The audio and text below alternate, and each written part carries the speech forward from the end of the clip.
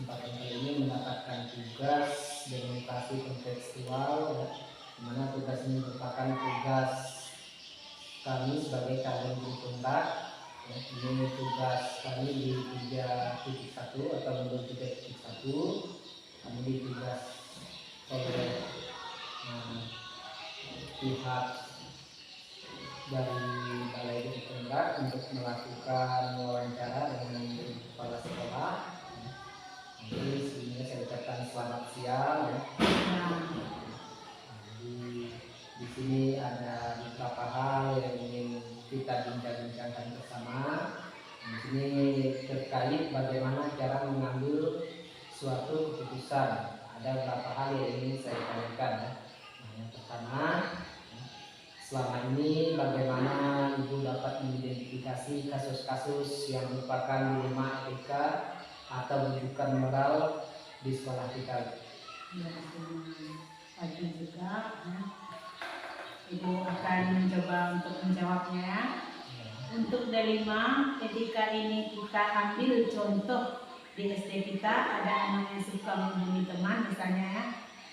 Membuat onar, bahkan berbuat kasar dengan teman-temannya, dengan bermain tangan misalnya kan. Nah, terhadap kasus ini kita dari pihak sekolah, terutama saya sebagai pimpinan di sini, ya, mengambil keputusan ini kita ambil dengan pertimbangan dari Dewan Guru, misalnya komite, dengan diberikan sanksi kepada anak tersebut, walaupun dalam hal ini saya secara pribadi merasa berat, tapi hal ini harus diberikan agar memberikan rasa nyaman pada siswa yang lain, dan ini bukan sifatnya menghukum, nah, tapi untuk pelajaran pada anak yang tersebut, ya, agar kedepannya lebih baik dan tidak berbuat hal yang seperti itu tadi, ya, misalnya yang tadi yang menjahili teman, ya,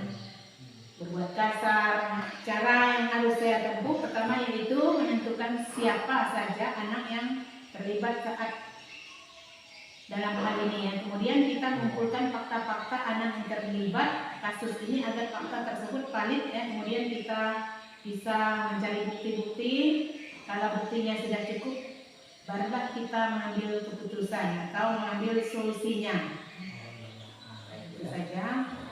Kemudian yang saya tanyakan yang kedua, jadi selama ini, ya, bagaimana Ibu menjalankan pengambilan keputusan di sekolah kita ini, Bu? Terutama untuk kasus-kasus, ya, di mana ada dua pimpinan yang sama-sama benar atau sama-sama mengandung nilai kebajikan. Ya. Nah, dalam kita mengambil keputusannya, kita bekerja sendiri, tapi saya juga harus minta kerjasama dengan Dewan Guru lainnya untuk mencari fakta-fakta yang valid dan bukti-bukti lainnya. Setelah semuanya terkumpul dan bisa dipertanggungjawabkan, maka berdasarkan pertimbangan dari guru-guru baru kita mengambil suatu keputusan itu. Ya. Kemudian yang saya tanyakan selanjutnya, ya, jadi langkah-langkah atau prosedur seperti apa yang bisa Ibu lakukan selama ini? Nah, untuk menangani kasus-kasus yang seperti itu, yang ada yang dilema etika, yang pertama kita harus tahu dulu latar belakangnya apa, ya, latar belakang dari anak tersebut, dan sebelum kita mengambil keputusan kita harus mencari fakta dan bukti yang valid. Setelah itu baru mengambil keputusan dengan bantuan guru, dengan mengecualikan pada siswa-siswa tersebut. Nah, kemudian yang mau saya tanyakan selanjutnya, di hal-hal apa saja yang selama ini Ibu anggap efektif dalam pengambilan keputusan pada kasus-kasus dilema etika ini?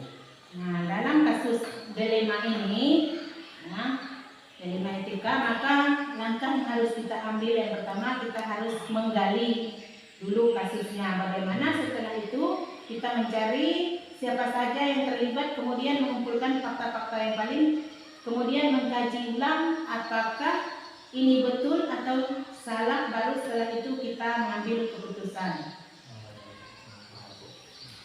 Kemudian pertanyaan saya selanjutnya Bu, hal apa saja yang selama ini merupakan tantangan dalam kita mengambil atau pengambilan keputusan pada kasus-kasus di dilema etika ini?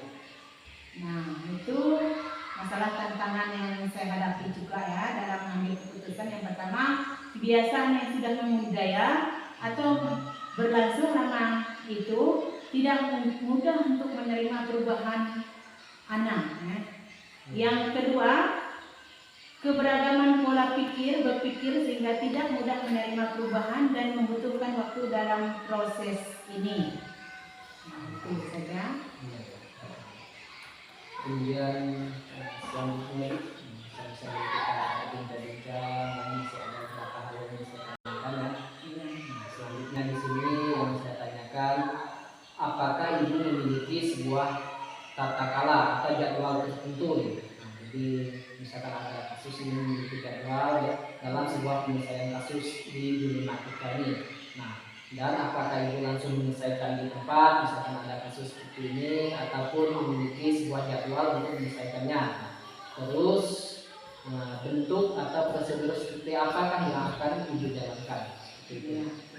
Untuk jadwal kami tidak memiliki ya, karena kalau dijadwalkan berarti dilema itu atau kasus ini akan ada terus.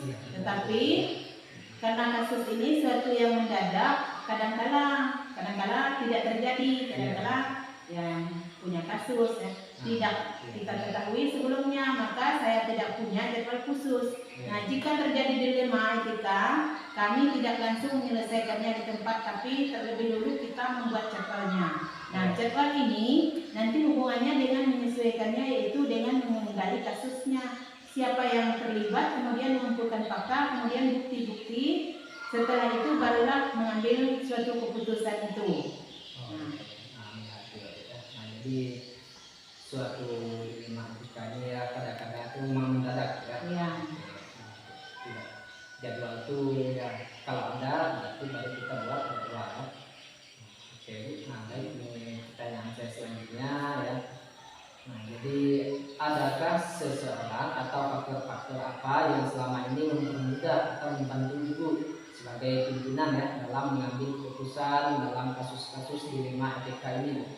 Ada, ya, pasti ada yang membantu ya, karena untuk mengambil suatu keputusan itu kita harus minta bantuan dari rekan-rekan guru ya, semua, serta rekan-rekan guru ya, juga dari pihak ketua komite atau anggota komite ya. Dan juga kita minta bantuan orang tua juga ya, orang tua murid.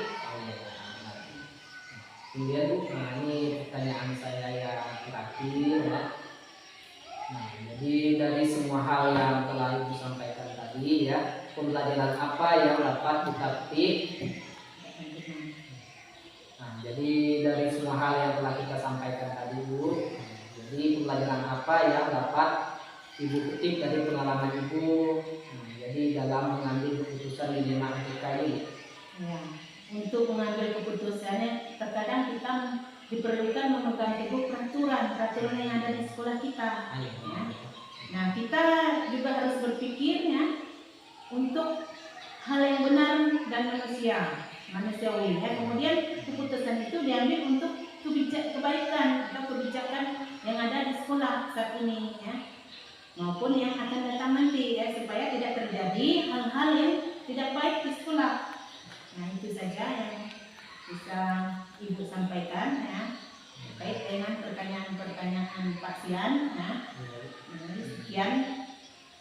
Nah, baik Bu, terima kasih Bu telah meluangkan waktu ya, semoga apa yang sudah kita bincangkan hari ini ya dapat menjadi pelajaran bagi saya, dan saya kedepannya juga bisa menerapkan cara Ibu menangani kasus-kasus dilema etika ini Bu. Nah, baik, sekian perbincangan kita hari ini Bu, saya ucapkan selamat siang. Selamat siang.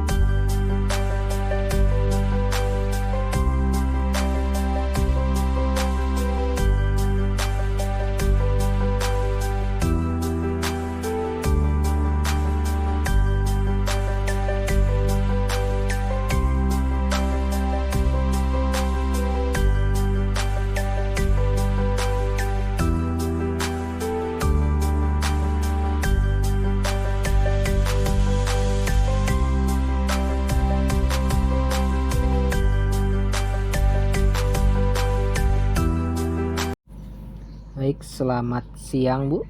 Ya Pak, selamat siang. Terima kasih ya Ibu telah memberikan waktunya untuk kita berbincang-bincang hari ini terkait bagaimana pengalaman Ibu selaku kepala sekolah dalam mengambil suatu keputusan. Nah, di sini ada beberapa hal yang ingin saya tanyakan ya. Yang pertama, jadi bagaimana Ibu dapat mengidentifikasi kasus-kasus yang merupakan dilema etika atau bujukan moral, Bu? Baik Pak, kami selama ini di SDN 21 Manalo juga ada mengalami beberapa kasus dilema etika. Itu kami mengambilnya dengan mengumpulkan fakta-fakta yang relevan sesuai dengan situasi dan kondisi yang bekerja sama dengan guru, komite sekolah, siswa ataupun orang tua murid dan masyarakat di sekitarnya. Oke, baik Bu ya.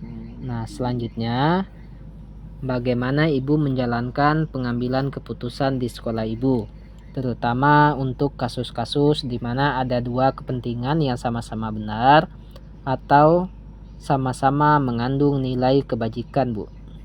Ya Pak, keputusan yang saya ambil seperti tadi Pak. Kami bersama-sama dengan guru lainnya, komite sekolah, siswa ataupun orang tua murid dan masyarakat di sekitarnya untuk mengambil keputusan tersebut. Oke, baik Bu ya. Nah, selanjutnya langkah-langkah atau prosedur seperti apa yang biasa Ibu lakukan selama ini dalam mengambil keputusan, Bu? Kalau seperti kasus yang saya ceritakan tadi, itu kami mengumpulkan dewan guru, siswa, orang tua, murid, dan masyarakat di sekitarnya. Kita mencari fakta-fakta, setelah itu kita klarifikasi. Kemarin itu terjadi di kelas 3, yang awalnya anak itu suka meminta uang jajan pada teman-teman di kelasnya. Melihat kejadian itu, anak-anak yang lain melapor kepada guru. Setelah itu diklarifikasi juga, ada laporan dari wali murid bahwa anak tersebut meminta uang jajan pada teman yang lainnya. Setelah mendapat laporan anak tersebut, kita panggil ke kantor. Benar tidak kamu itu suka minta uang pada teman yang lainnya? Setelah ditanya, dia mengaku dan kami menasihati bahwa apa yang dilakukan tidak baik untuk yang lainnya. Setelah dinasehati, dia pun menyadari bahwa apa yang dia lakukan itu memang salah dan ia berjanji tidak akan mengulanginya lagi. Oke, baik Bu ya. Nah, kemudian hal-hal apa saja yang selama ini Ibu anggap efektif dalam pengambilan keputusan pada kasus-kasus dilema etika, Bu? Menurut saya yang efektif itu kita melakukan musyawarah, mufakat. Kalau sudah menjadi suatu kemufakatan atau sudah menjadi kesepakatan, itu yang efektif yang kami ambil untuk langkah selanjutnya. Oh iya Bu ya. Nah, kemudian selanjutnya hal-hal apa saja yang selama ini merupakan tantangan dalam pengambilan keputusan pada kasus-kasus dilema etika menurut Ibu? Yang selama ini menjadi tantangan bagi kami adalah anak-anak yang berkelakuan menyimpang pada sekolah kami, seperti tadi suka membuli teman-temannya, meminta uang pada temannya. Nah, baik Bu ya. Terus tantangan dalam pengambilan keputusannya seperti apa, Bu? Tantangannya kita melaksanakan bersama-sama biar kasus itu terselesaikan. Kami mengambil keputusan tidak sepihak tapi melibatkan semua pihak terkait. Oh iya ya. Berarti tantangannya itu melibatkan orang banyak ya, Bu? Iya, dalam melibatkan semua orang. Oke, Bu ya. Nah, selanjutnya apakah Ibu memiliki sebuah tata kala atau jadwal tertentu nih dalam sebuah penyelesaian kasus dilema etika, Bu? Dan apakah Ibu langsung menyelesaikannya di tempat ataupun Ibu memiliki jadwal untuk menyelesaikannya? Dan terus bentuk atau prosedur seperti apa yang Ibu jalankan dalam menyelesaikan kasus tersebut? Untuk jadwal, kami tidak memilikinya karena kalau dijadwalkan berarti kasus ini akan ada terus. Kemarin kami ada kasus langsung kami selesaikan pada waktu itu dengan melibatkan anak-anak yang ada di kelas tersebut beserta dewan guru. Oh ya, benar juga Bu ya. Kalau memang dijadwalkan berarti itu kan selalu ada, karena kasus seperti ini kan tidak mungkin ada setiap hari ya Bu ya. Nah, kemudian pertanyaan saya selanjutnya Bu. Nah, adakah seseorang atau faktor apa yang selama ini mempermudah ataupun membantu Ibu dalam pengambilan keputusan dalam kasus-kasus dilema etika Bu? Yang mempermudah yaitu adanya kerjasama dengan semua pihak terkait seperti dewan guru, komite, dan orang tua. Oh iya ya, jadi harus ada kerjasama seperti itu Bu ya. Iya Pak, begitu. Oke, baik Bu ya. Nah, kemudian di sini pertanyaan saya yang terakhir. Nah, dari semua hal yang telah disampaikan tadi, pembelajaran apa yang dapat Ibu petik dari pengalaman Ibu dalam mengambil keputusan dilema etika, Bu? Dengan adanya kami melibatkan berbagai unsur yang ada di lingkungan sekolah, itu kami dengan mudah untuk mengambil suatu keputusan dan merupakan solusi terbaik bagi kami agar kasus tersebut bisa terselesaikan dan tidak terulang kembali. Oke, baik Bu ya. Nah, mungkin hanya ini pertanyaan dari saya ya. Terima kasih Ibu telah meluangkan waktunya hari ini dan saya ucapkan selamat siang Bu. Selamat siang juga Pak, sama-sama.